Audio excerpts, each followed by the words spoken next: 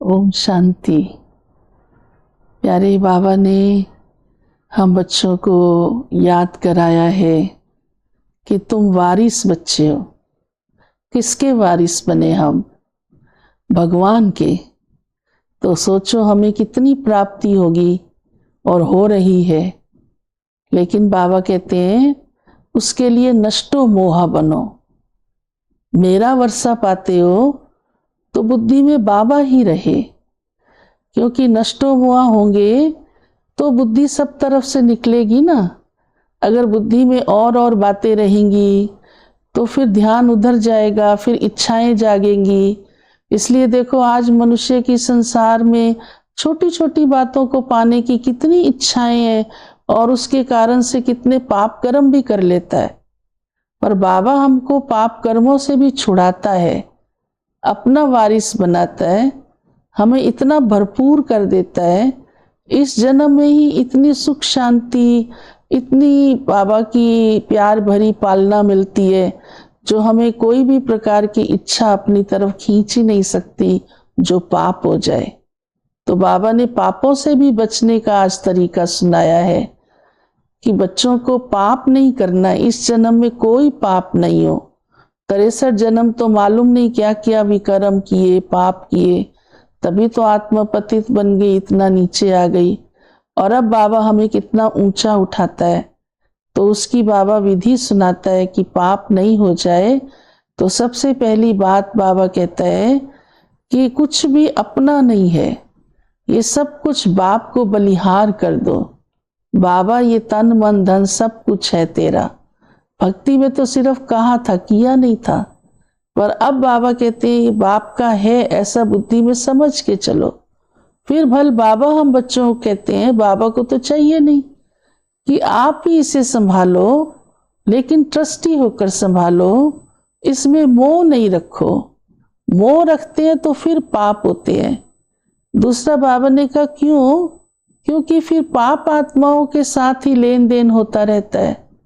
जो पतित हैं फिर उनके साथ ही व्यवहार में आते हैं, उनको धन देते हैं, फिर बुद्धि जाती है। तो बाबा कहते हैं फिर आपका कर्म का खाता बन जाता है।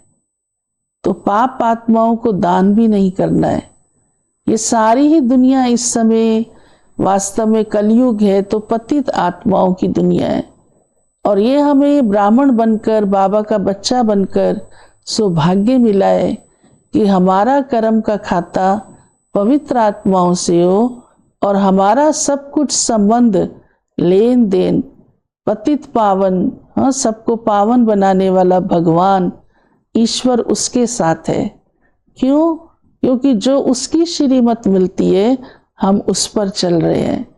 तो कोई को भी बाबा कहते हैं ऐसे कुछ भी धन दान आदि या कोई भी वस्तु पदार्थ आदि दे करके अपना कर्म का खाता नहीं जोड़ो, क्योंकि वो आत्मा आपको रिटर्न में कितना कर देगी।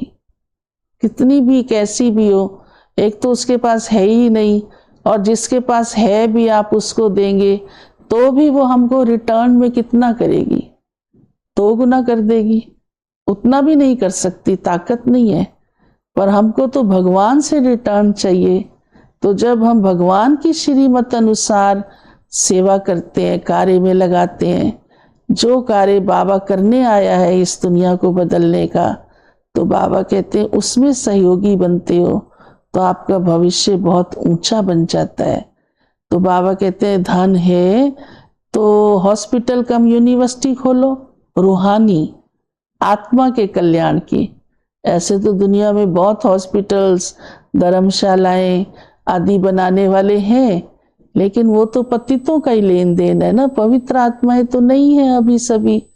पर बाबा हम बच्चों को कहता है आत्मा का कल्याण हो जाए, आत्मा के कर्मों की गति बदल जाए, सभी आत्माएं सुखी हो जाएं, दुख की दुनिया से छूट जाएं। तो ये कार्य आप बच्चे कर सकते हैं। इसलिए अपना तन मन धन उसी कार्य में लगाओ। भले उसके लिए रूहानी हॉस्पिटल बना, ऐसा सेवा केंद्र बाबा का ऐसा स्थान बनाओ जहाँ से सभी आत्माओं का भला हो जाए। इस रीति से बाबा हम बच्चों को ये सारी बातें समझाते हैं। साथ साथ बाबा कहते हैं बच्चे, क्योंकि आप सारी दुनिया के कल्याण के निमित्त हैं, तो आपको अपनी कर्मेंद्रियों पर कंट्रोल रखना है। कर्मेंद्रियों से कोई भी पाप कर्म नहीं हो, ये तो समझते हैं ना। मुख से बोलना, आंखों से देखना, कानों से सुनना, हाथों से कहाँ हम जा रहे हैं, क्या हम कर रहे हैं, ये सारा हमको अपने ऊपर नियंत्रण चाहिए। और जब हम बाबा को याद करते हैं, बाबा से शक्ति मिलती है, आत्मा अपनी कर्मेंद्रियों की राजा बन जाती है। तो बाबा हम बच्चों को कहते हैं अपने जीवन को ऐसा धारणा युक्त बनाओ, ऐसा मिसाल बन जाओ, जो सभी के जीवन का भी कल्याण आपके द्वारा होता जाए।